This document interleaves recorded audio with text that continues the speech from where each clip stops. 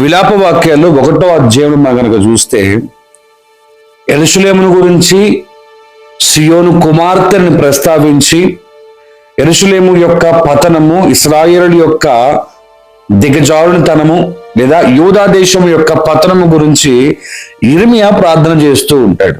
అయితే రాత్రి యందు అది బహుగా ఏడ్చుచున్నది, కన్నీరు దాని చెంపల మీద కారుచున్నది.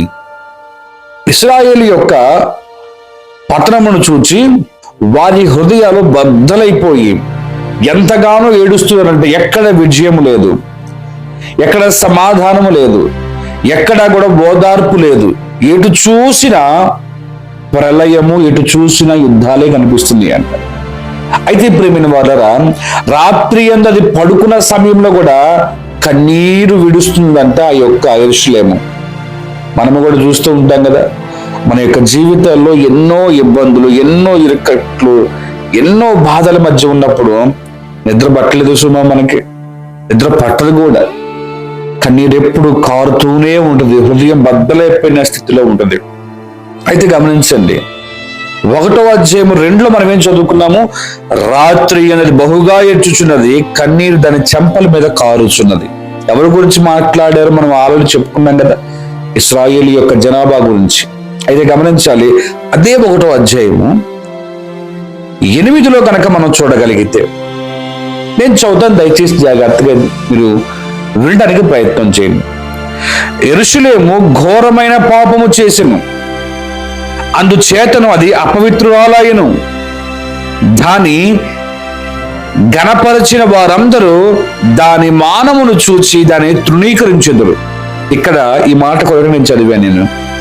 అది నిట్టూర్పులు విడుచుచు వెనుకకు తిరుగుచున్నది, దాని అపవిత్రత దాని చెంగుల మీదనున్నది.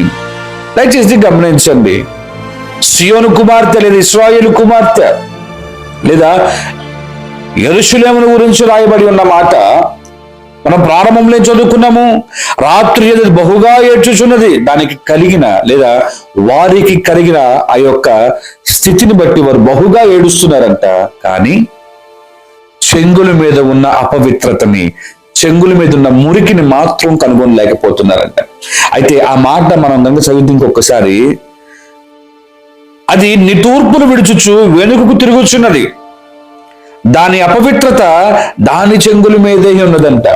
చెంపల మీద నుంచి కారుతుందేమో ఘోరమైన వేదనతో వచ్చే కన్నీరు, నిట్టూర్పులు విడుచుచు ప్రార్థన చేస్తుందంట. కానీ దానికి సహాయము దొరకటం లేదంట, దానికి ఏమాత్రము ఓదార్పు దొరకటం లేదంట. మనం అనుకుంటాం కదా, ఎంత ప్రార్థన చేసినా జవాబు లేదు, ఎంత ప్రార్థన చేసినా నాకు ఏమాత్రము జవాబులు రావటం లేదు, ఏంటి అనుకుంటే, ఇదిగో ఈ యెరూషలేము కుమార్తెని జ్ఞాపకం చేసి ప్రభు నీతో నాతో మాట్లాడుతున్నాడు.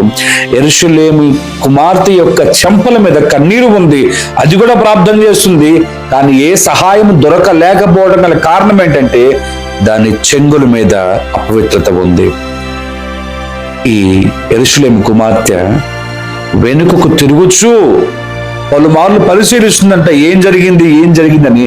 వెనుకకు తిరిగి ఇతరుల చుట్టూ మానేసి తనను తాను పరిశీలించుకొని తన చెంగు మీద ఉన్న అపవిత్రతను గనక తను గుర్తించగలిగితే ఖచ్చితంగా దేవుని కృపను పొందుకోవటానికి అవకాశం ఉంటుంది. మన ప్రార్థనలకు ఎందుకు జవాబు రావటం లేదు, మన పరిస్థితులు ఎందుకు మార్చబడటం లేదు, మనం ఎందుకు ఇంకా దీన దరిద్ర స్థితిలోనే ఉండిపోతున్నామంటే, వెనుకకి తిరిగి వారి మీద వీరి మీద నిందలు వేయటం మానేద్దాం. ఒక్కసారి మనం పరిశీలించుకుందాం.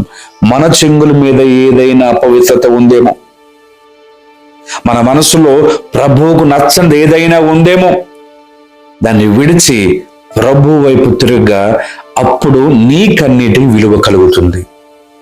అప్పుడు నీకు కావాల్సిన వాటిని ప్రభు నీకు దయచేస్తాడు. అప్పుడు ఖచ్చితమైన విజయమును కన్నారా చూస్తావు.